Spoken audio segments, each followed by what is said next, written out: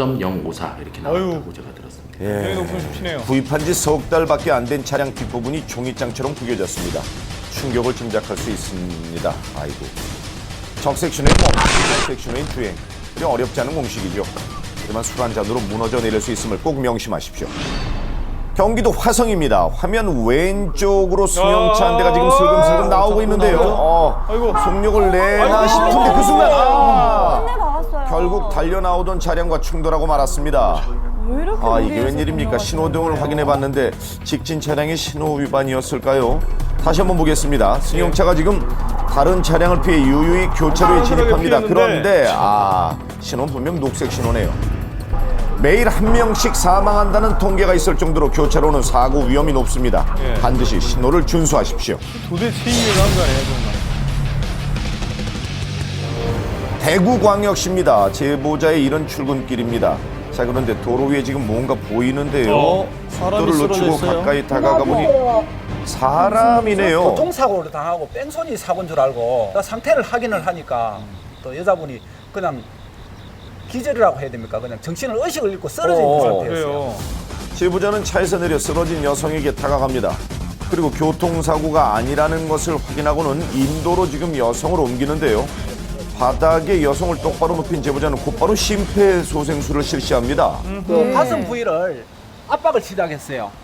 압박을 한 15회에서 20회 정도 아마 했을 때쯤에 그분이 갑자기 의식을 차리는 거예요. 다행입니다. 이렇듯 응급 상황에서는 주변 사람들의 역할이 중요합니다. 고맙네요. 제보자는 구급차가 도착할 때까지 자리를 지켰습니다.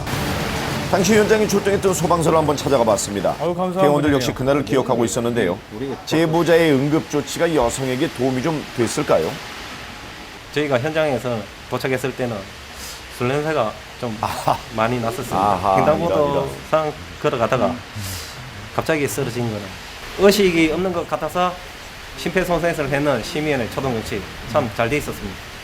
네, 이런 기본 처치법을 아는 게 중요합니다. 환자 발견 시 119에 신고하고 1분에 100회가량 가슴을 압박한다면 소중한 생명을 구할 수도 있습니다. 경기도 용인입니다. 제보자의 차량이 도로를 주행 중인데요. 그런데 이때 뭔가요? 어이구!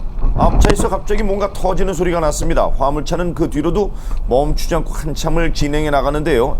이게 엄청난 타이어인 것 같죠? 소리하고 굉음이 들면서 먼지하고 이런 것들이 발생이 되고 그 이후에 타이어가 제 차로 날라온 거죠.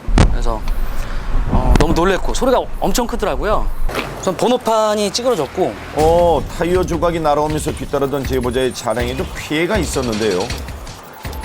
타이어는 관리를 소홀히 하면 시한폭탄과도 같습니다. 특히 여름철에는 높은 지열과 내부 온도가 더해지면서 주행 중 폭발 사고가 빈번한데요.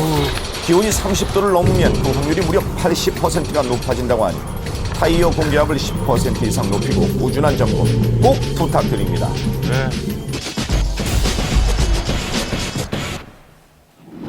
여기는 경상북도 청도입니다. 지금 제보자를 지나 1차로로 빠르게 달려나가는 차량을 주목해 주십시오. 굉장히 빠른 속도가 좀 많이 빠르다 싶죠.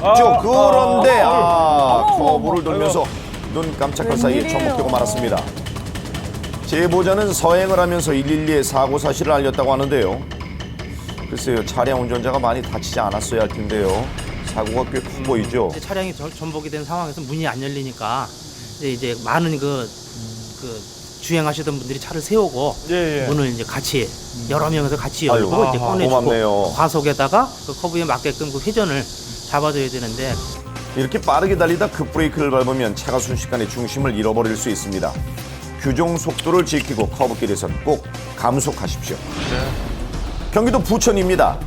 제보자가 앞차와의 안전거리를 유지하면서 2차로를 주행 중인데요. 그런데 뒤에서 제보자의 차량을 추돌했습니다. 어이가 없었죠. 30분 만에 차를 도색을 한 상태에서 공업사에서 빼갖고 온 상태인데 페인트도 마르지 않는 상태에서 또 받치니까 후방 영상입니다. 차들 사이로 아슬아슬한 고개 운전을 하던 이 차량은 결국 사고를 일으키고 말았는데요. 도로는 혼자 달리는 것이 아닙니다.